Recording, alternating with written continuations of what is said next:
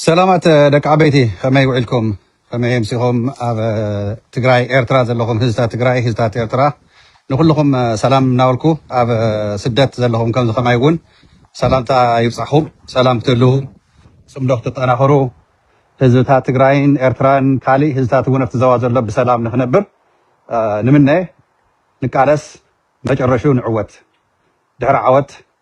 أفت بايتا مستي جينا زخونة سراوي تقراي هزبنا أم مقالة حابرنا وتشحن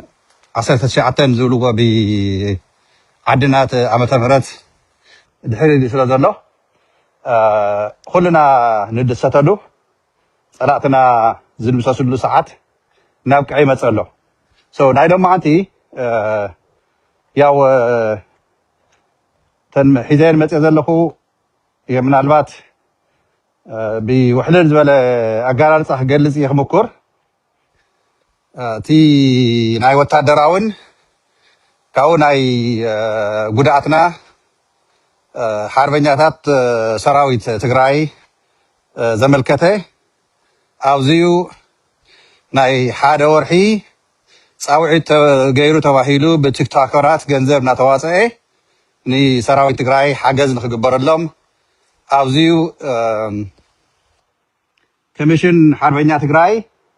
زيو تكال ناي منقصة تقراي زخونة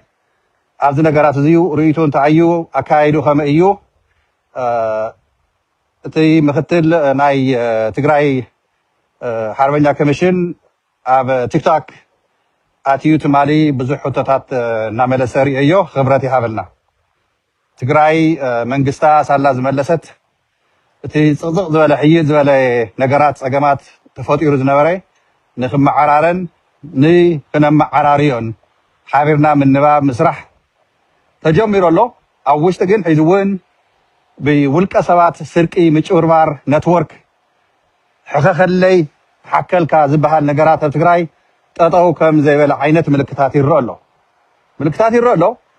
أبزيو من قصة تقراي أخريرو أتويقو صرحلون نحنا وين كنحجزون يقبلنا عيلة يأمن زين خنجبرجين بغنا إني خنسرح نكللنا من قصون بتفكر إني ترديو إذني كنا بيلو إذنو خفيتو سامعو داسبرا تقراي حزب تقراي سراوي تقراي تنابينا خنسرح نكللنا مثلا قصنا من قصنا ندقف كل كلنا ودمنا حوحات كندقف نقولتلنا بدق ناموسو ليابو دق ليابو أب سراويت أب من قصتي بيتسب سدرا ولدي جله أسلطان سلزلوا مزياتهم بنات أخ فتحوا بنات أخ خفضوا أي جبأ نمتى خمسة للجمهور لكم زلهم مثلكم أنا بتاعمي حالف صومن قالي بزح أخواتات نتصاف فوقاني أي بزوم أخواتات داسبرا تقراي نحد خمسة خمسة لو جنزوات النوات أنا خن حجز سلزلنا من قصنا نهزبنا نسراويتنا لكله حاجات زي قديتنا سلزخونا داسبرا تقراي جن نايز حالفو عمتات رينا بمدين قارات تسرح سرحتن بولك سوات تسرق قرشن معاتي نفلتينا بتوم بولك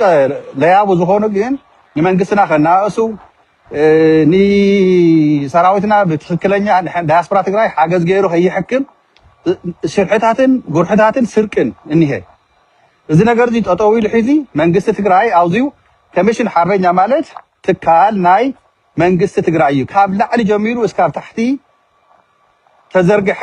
ሰራሕተኛን ሰማያታትን ዘለዎ እዩ ኣብዚ መንጎ እዚኡ ታይ ጋጢሙ ወይለ እና ዘጋጠመና ኢና ክነግረኩም ለለይ አጋጢሙ ዘሎ ሰዓት እዚኡ አጋጢሙ ዘሎ ሰዓት እዚኡ ክስተኻኸል ዝግብኦ ብስራት ዝበሃል ቆልዓ ቲክቶከራት አተሐይዙ ለሐርበኛ ከሚሽን ትግራይ ከይዱ አፍልጦ ሃውና ንሕና ገንዘብ ብሽምና እንክብ ኢሎም አካውንት ከፊቶም አርባዕተ ሰባት ብናይ ውልቂኦም አካውንት ከፊቶም ናይ ሓደ ወርሒ ንዳያስፖራ ትግራይ ንህዝቢ ትግራይ ዓለም ሙሉእ ዘሎ ቅርሺ ዋጽኡ ኢሎም ናብ ናይ ባዕሎም አካውንት ዝኸፈትዎ ባዕሎም ከሚሽን ሓርበኛ ትግራይ ዘይውንኖ አካውንት ማለት እዩ መንግስት ትግራይ ዘይቋጻጸሮ አካውንት ናይ ባዕሎም ከፊቶም እዚኣቶም لوخات ناي بلصقنا اورومو تغارو يدلكم زلخو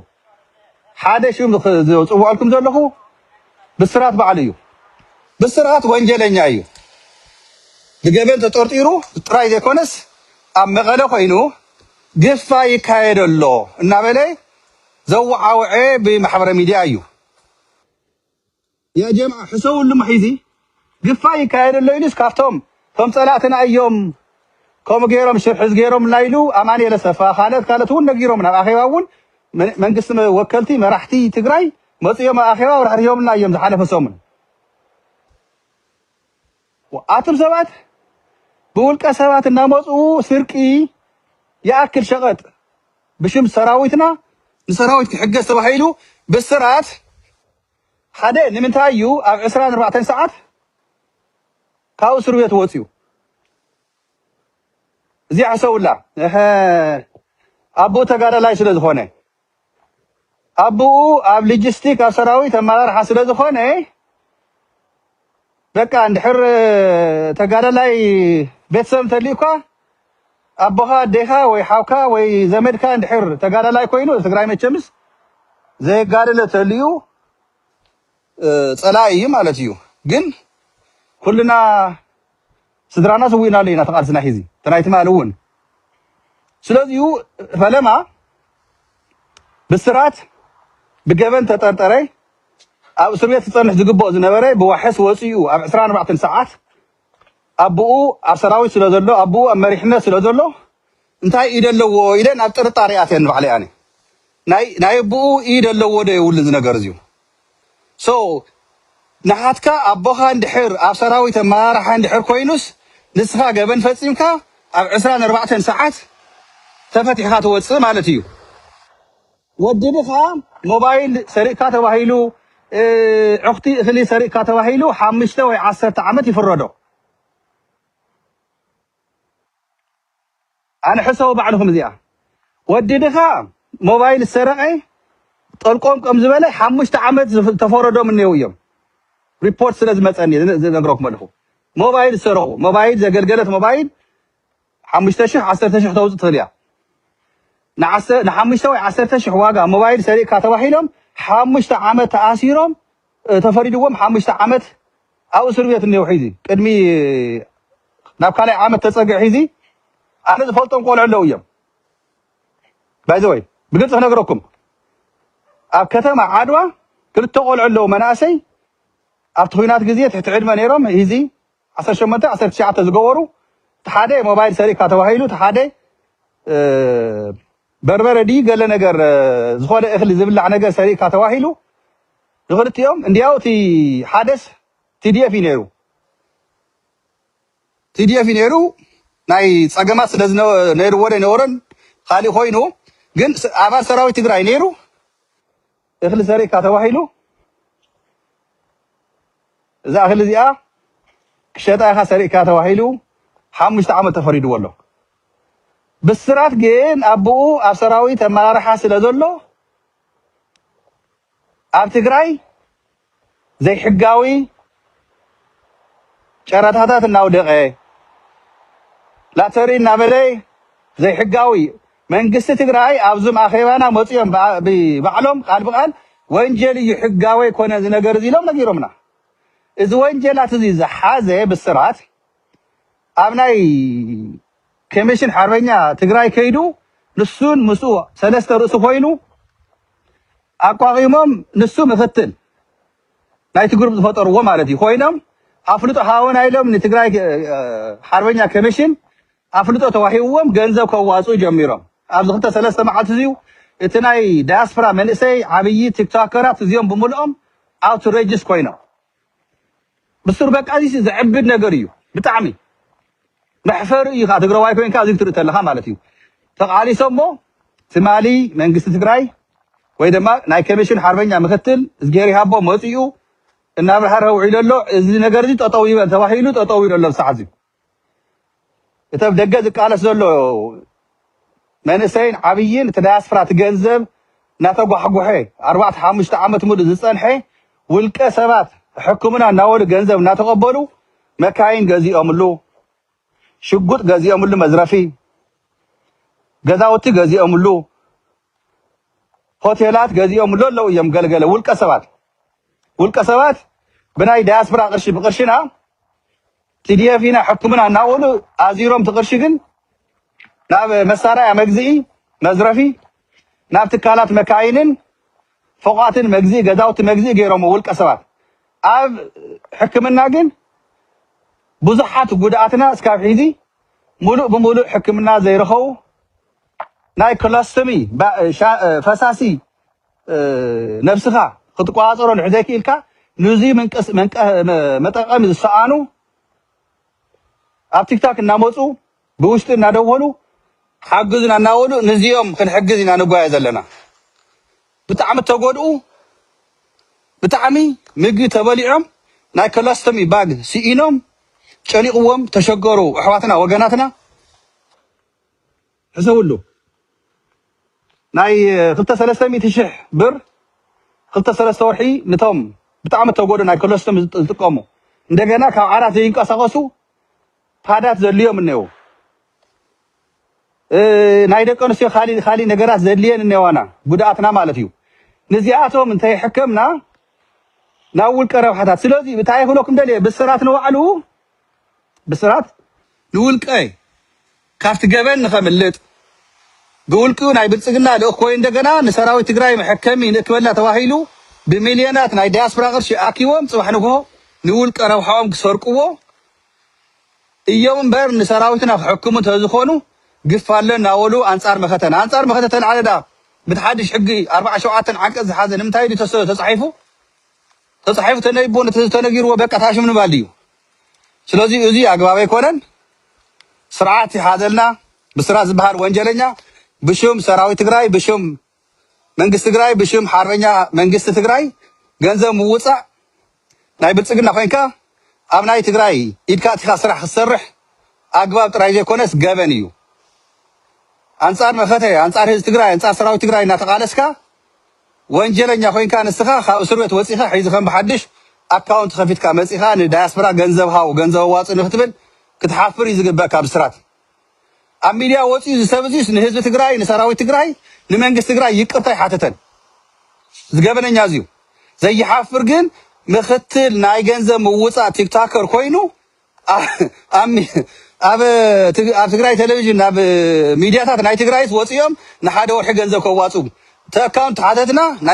ናይ ውልቅዮም ብባዕሎም ከፊቶም ተአካውንት ንብስራት تجنزه خواصة ناو إيدم حسول لهم إنت كمشين حربنا نهيه منقست نهيه بعلو زقات أزارو ناي بعلو أكاونت خفيتو خطحاور نحركينهم ناتا ناي منقستي زقات أزار أكاونت يابتو تغشي إذا حدا منقست نمدخام السرح ذليو ناي بلتقنا لوقتو إذا تكتاكرات إيدم مخنيات تفاطيرهم زنيو إن بالسرعة لوقات ناي بلتقنا أروميهم بلتقنا تعيد قبر أو وشتها محاورات يفتر حزياتهم نسراويت ግን ሕግዝና ያለም ገንዘብ ዋጽ መጨረሹ ረይኹም መንግስቲ ዓም ስለዚ ይውሉ ንሕና ኢና ንገብረልኩም ዘለና መንግስትኹም መንግስት ትግራይ ምንም ይገብረልኩም ናልካ ነቲ መንግስት ትግራይ ንምድኻም ዝስራሕ ዘሎ ሽርሕ ምዃኑ ልብ በሉ ልብ ንበል ኦኬ ወዲየለ ኸውዚ ካሊ ምድኻም ናይ ብልጽግና ይብለኩም ኣለኹ ብልጽግና ሰርሖም ዘሎ ሽርሕታት ህዝቢ ትግራይ ሰራዊት ትግራይ ክርዳው ዘለዎ ካብ ዓፋር እስካብ ቆቦ ዘይርካ ብሙሉእ እስካብ ሰቆጣ ሒዙውን እተን ግንባራት ሰለስተ ግንባር ና ትግራይ ደፊኡ ንኻቱ ዝሰርሖም ዘሎ ሽርሕታት ሰራዊቱ ናፈረሶ ሽጊርዎ ስለ ዘሎ ሰለስተ ዝርያ ምሽጋት ግን ኩዒቱ ኣዳራጂው ጨርሽ ኣሎ ወንያቱ ናብ ትግራይ ክምኩር ካቱ ተሎ ክድሃ ክርገጽ እንከሎ ሰራዊት ትግራይ ክደፍእ እንከሎ حدا زريا خلاي زريا سالساي زريا نال مشق افتناي تግራይ ኩናት ኣብ ኤርትራ ከይዱ ተምሃራ እዚያቶም ጀነራላት ይናዙር ናይ ትግራይውን እዚያን ምሽጥር ገይሮም ምሽግ ኩዒትካ ደፋዕ ሒስካ ጸኒሕካ ኻ ነቲዲኤፍ ተጥቋዕ ትኸዲሎም ዝሰርሕዎ ሽርሕታት ኣሎ እዚ ሰራዊት ትግራይ ይጠፈዩ ማለት ኣይኮነ ግን መልእኽቲ ንሰራዊት ትግራይ ንህዝቢ ትግራይ ንመንግስቲ ትግራይ እዚ ነገር እዚዩ ክንሪየሉ ክንጥቀወሉ ይግበአና ካብኡ ይፈርስ ኣለዉ እናተባሃለ ናይ ብልጽግና ሰራዊት حدش شرعي سرح ذو اللي حيزفت بايتها توسل ناي بلصقنا سراويت ناي فانو ايو يلكا فانو مسيلهم مستيدي افرخكو كغورو شرحتات يسرح له بسرعه بلصقنا እዚሁ ስርዓት ብልጽግና ቶም ተጋሩ ጀነራላት ፍሕስዎ ዘለው ገመድ እዩ ንኣብነት ናይ ዓፋር ናይ ሸዋሮቢት ኣብ መንጎ ወልድያን ቆቦን ዘሎ መስመር ፋኖ ዝበሃል ጠቕላላ የለን ብናይ ሰቆጣ ዙርያ ሙሉእ ዘሎ እዚሁ ናይ ብልጽግና ሰራዊት እምበር ናይ ፋኖ ናይ ቲዲኤፍ ሰራዊት የለን ግን እንታይ እዩ ተኹናት ምስ ተጀመረ ተወሰነ ሓይል ናይ ብልጽግና ፋኖ ምሲልካ ናይ ፋኖ ሓይል ምሲልካ ተጽንሖሞ ፋኖ ኢና ኢሉ ምስ ሰራዊት ትግራይ ጥምምር ወይ ድማ ጥምረት ይፈጥር እሞ ካብ ሰራዊት ትግራይ ናብ መንጎ ወቲኻ ንክትጎድእ ንክተጥቅዕ ዝስራሕ ዘሎ ሽርሒ እዚሁ ሰራዊት ትግራይ መራሕቲ ሰራዊት ትግራይ ባዕልኩም ኩልኩም ክትግንዘብዎ ክትርድእዎ ክትክእሉ ኣለኩም ብልጽግና ጨኒቃታ እያ ዘላ ሕዚ ኣብ ጭንቀት እዩ ዝኒሄ ኣብ ጭንቀት ዘሎ ኩሉ ሳሪሃ ማሪሃ ይኽምኩር እዚሁ ሰራዊት ትግራይ ይጠፈኩም ማለት ኣይኮነ መንግስቲ ትግራይ ይጠፈካ ማለት ኣይኮነ ግን ሓበሬታ ክመጽእ ከሎ ብግዚኡ ብትኩሱ ክነሕልፈልኩምን ክትርድእዎን ክትክእሉ ኣለኩም ካብ ናይ ብናይ ሸኸት ደፊኦም ካቱ ዝሓስብዎ ዘለው ጀሚርካ ናይ ወጀራት ግንባራት ክደፍኡ ዝሓስብዎ ዘለው ቀፂልካ ናብ ቆቦ ዜርካ ጌርካ ናብ ሰቆጣ ዜርካ እዚ ዙርያ ሙሉእ ናይ ብልጽግና ሰራዊት እምበር ናይ ፋኖ ሰራዊት ዝበሃል የለን ፋኖ ዘካባቢ የለን ግን ናይ ባዕሉ ካብቲ ናይ ብልጽግና ሰራዊት ተወሰኑ ኣውፅዩ ፋኖ ኢና ኢሉ ምስ ሰራዊት ትግራይ ጥምረት ንክገብር ክምኩር እዩ ንምድንጋር መሲሎም ክንቀሳቀሱ እዮም ክትኩስሎም እዮም ናይ ብልጽግና ሰራዊት እውን ፋኖ ኢና እናበሉ እዚሁ ንሰራዊት ትግራይ ምድንጋር እዩ ኣብ ዝኾነ ግንባር ፋኖ ኢና ኢሉ ዝፅበየካ ሓይሊ ብሱ ብባዕልኻ ዝሓስካዮ ጥምረት ተዘይብልካ ፋኖ ኢልካ ተገሪኻ ምስ ዕጥቁ ኣብ ጎኑ ምሱ ክትስለፍ እሞ ተገምጢሉ ናኻ ኣብ ውሽጢ ምሳእትኻ ምስ ከበበካ መውፅእ ምሳንካ ናኻ ንኽማርኽ ናኻ ንኽጥቅዕ ዝሰርሖ ዘሎ ናይ ስርዓት ብልጽግና እዚ ከዓ ነየይ ሽርሒ ብተጋሩ ጀነራላት እንሳሞራ እንመንጋግ እንወደንጥሩ እንጻድቃን ካልት ዘለው ኮሎኔላት ዝኸዱ ትማሊ እንወለጋ ካልት እዚሁ ሳሪሃ ማሪሃ ዝሰርሕዎ ዘለው ሽርሒ ንሕና ተጋሩ ኣይጠፈናን ሓበሬታ በብዝመፀና ሓበሬታ በብዝረኸብናዮ ናብ ሰራዊትና ናብ ህዝቢ ትግራይ ናብ መንግስቲ ትግራይ ክበፅሕ ይኽእል ኣለዎ ግዴታ እዩ ሰራዊትና ብስሕተት ብድሮን ይኹን ብሽርሒ ናይ ብልጽግና ኦሮሞ ክጉዳይ የብሉን ክንጥንቀቕ ኣለና ክንግንዘብ ኣለና ኢንፎርሜሽን ክንሕልፍ ክንክእል ኣለና ስርዓት ብልጽግና ብናይ ኤርትራ ሓይሊ ብናይ ሱዳን ሓይሊ ብናይ ትግራይ ሓይሊ ብናይ ፋኖ ብናይ ዓፋር ዝኒህ ዕጡቕ ኣብ ቤንሻንጉል ዝኒህ ዕጡቕ ቅማት ኣገው እውን እኒሄን ኣብ ውሽጢ ኣምሓራ ክልል ብትዩ እውን ናይ ኦላ ሓይሊ እኒሄ እዚ ኩሉ ነናይ ባዕሉ ረብሓ ሒዙ ስርዓት ብልጽግና ፅባሕ ንጎ ከኣልዮ ከም ዝኾነ ከይትጠራጠሩ ከኣልዮ እዩ ኣሜሪካ ዩሮፓ ስጋኣታ እንታይ እዩ መንግስቲ ስለተቐየረ ዘይኮነ ስጋኣታ መንግስቲ ክእለ ተሎ ስርዓት ብልጽግና ክእለ ተሎ ሕግን ደንብን ስርዓትን ኣብ ኢትዮጵያ ከመይ ገይሩ እዩ ህዝቢ ክረጋጋእ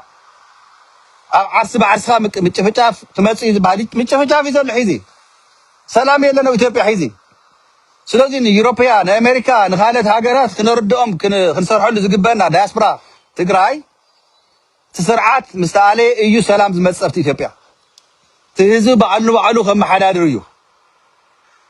ህዝቢ ኣምሓራ ንህዝቡ ከመሓዳድር እዩ ህዝቢ ትግራይ ንባዕሉ ከመሓዳድር እዩ ህዝቢ ኦሮሞ ከምኡ ካልኦት ህዝብታት ስለዚሁ እዚ ነናይ ባዕልኻ ምምሕዳራት ዓቕሚ ዝፈጥረልካ ባዕልኻ ክተመሓዳድር ትኽእል እቲ ስርዓት ብልጽግና ኢትዮጵያ ሃገር ኮይና ኣይትፈልጥን ላዕላውነት ሃገርነት ኣይኮነ ኢትዮጵያ ብሔረ ብሔር ተመስረተት እያ ኢትዮጵያ ማለት ብሔረ ብሔር እንታይ ማለት እዩ እተን ብሔራት ነናይ ባዕለን ክልል ላዕላውነት ኣኽቢረን ኣብቲ ናይ ማእኸላይ መንግስቲ ዝበሃል ተረዳዲአን ብሰላማዊ መገዲ ሓቢርካ ንምንባር እዩ እምበር ሃገር ኮይንካ ላዕላውነት ናይተን ብሔረ ብሔር ነናይ ባዕለን ላዕላውነተን ዘይኽበረለን ማእኸላይ መንግስቲ ከም ድልየቱ ክዕንድር ከም ድልየቱ ክውንነን ኣይኽእልን እዚ ግን መብዛሕትኡ ፖለቲከኛ ኣይሰርሐሉን ፖለቲከኛ እየ ዝብል ፖለቲከኛ ኣይኮነ ስማርትፎን ከፊቱ ምህታፍ ምልፍላፍ ምዝራብ ስለ ዝኽኣለ እዩ እቲ ምሁር እየ ዝብል ፅሊት ናይ ሕወሓት እዩ ዝነግረካ እምበር እሊት ኮይኑ ከመይ ጌርካ ላዕላውነት ይኽበር ላዕላውነት ናይ ክልላት እንታይ እዩ ማእኸላይ መንግስቲ እንታይ እዩ እጃሙ ተንቲኑ ከርደካ ክሰርሕ ዝኽእል ሓይሊ እዩ ተሳይኑ ዘሎ ሒዚ እዚ ንምስራሕ ንሕና ተጋሩ መዋፅኦና እንታይ እዩ እቲ ማእኸላይ መንግስቲ ክፈርስ ተሎ ንሕና ተጋሩ እንታይ እጃም ኢና ክንፃወት መዋፅኦና እንታይ እዩ ክኸውን ዘለዎ እዚ ናይ ኩልና ዳያስፖራ ትግራይ ህዝቢ ትግራይ መንግስቲ ትግራይ ሰራዊት ትግራይ ክሓስበሉን ክዘጋጀን ክኽእል ኣለዎ ስርዓት ብልፅግና ከም ዝወድቕ 100% ርግፀኛ እየ 100% እዚ ኣሜሪካ እውን ኦልሬዲ ተረዲዋ እዩ ኣብይ ኣሕመድ ከም ዝጠፍእ ከም ዝወድቕ ከም ዝሃድም ተረዲዋ እዩ ኣሜሪካ ታሽም ከይመስለኩም ቀልዲ ከይመስለኩም ትድሕሪኡ ዝመፅእ ሳዕብየን እዩ ስጋት እዩ ናይ ኣሜሪካ ንሕና ሒዚ ስኪር ክንገብሮ ዘለና እዚ ሃገር እዚኣ ንምፍራስ ዘይኮነ ህዝብና ብሰላም ንኽነብር መብት ዓርሰ ውሳኔ ናይ ህዝቢ ትግራይ ክኽበር ኣብቲ ዞባ እቲ ዝኒሄ ፀገማት ንክስተኻኸል እምበር ንሕና ኣሸባርነት ናይ ኣልሸባብ ናይ ካሊእ ኣሸበርቲ ስራሕቲ ዝሰርሕ ትግራዋይ የለን ከምኡ ንኸይስራሕ ግን ክንቃለስ ኢና ስርዓት ብልፅግና ከብቅዕ እዩ ናይ ባንዳታት መቃብር ኣብ ቀረባ ግዜ ክርዮ ኢና ልቢ ዕቢና ልቢ ጌርና ንኻልኦት ሃገራት ዲፕሎማሲ ኣድቮኬሲ ንሰርሕ በተለይ ቋንቋ ኣብ ወፃእ ዘለና ናይ እንግሊዝኛ ቋንቋ ኣምሊኽና ንዛረብ ኣብ ዓረብኛ ኣምልኩም ትዛረቡ ካሊእ ቋንቋታት ስርሑ ላዕላውነት ክልላት ማእኸላይ መንግስቲ ብተሓባቢርካ ንምንባር ብሰላም እዩ ነይሩ እምበር ማእኸላይ መንግስቲ እናጨፍጨፈ ክልላት ላዕላውነት እናተደፍረ ኣይኮነን ኢትዮጵያ ተመስሪታ ስለዚ ንሕና ንምፍራስ ዘይኮነ ንምምዕራይ እዩ ስርዓት ብልፅግና ምስተኣለየኸ እንታይ ዓይነት ግዝያዊ ምምሕዳር ኣብ ኣዲስ ኣበባ እዩ ዝኽህሉ ዘለዎ ዝበሃል ክንሓስበሉ ክንክእል ኣለና ከም ህዝቢ ምክንያቱ ዘይቀሪ ጉዳይ እዩ ግዝያዊ ምምሕዳር መንግስቲ ኣብ ኣዲስ ኣበባ ክቋወም እዩ ግዴታ እዩ ኣብዚ እጃም ንሕና ተጋሩ መስዋእቲ ከፊልና ሒዚ ዋጋ ከፊልና ሒዚ ፅባሕ ንጎ ዝመፅእ ኣብ ማእኸላይ መንግስቲ ንግዝኡ ንሕና ህዝቢ ትግራይ ላዕላውነቱ እስካብ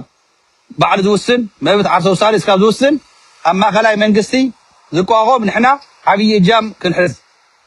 ብፀጥታ ይኹን ብሰራዊት ይኹን ብፖለቲካ ይኹን ብኩሉ ካብ ፀወታ ወፃእ ከይገብሩና ኣብዚኡ ዓብይ ሚና ክንፃወት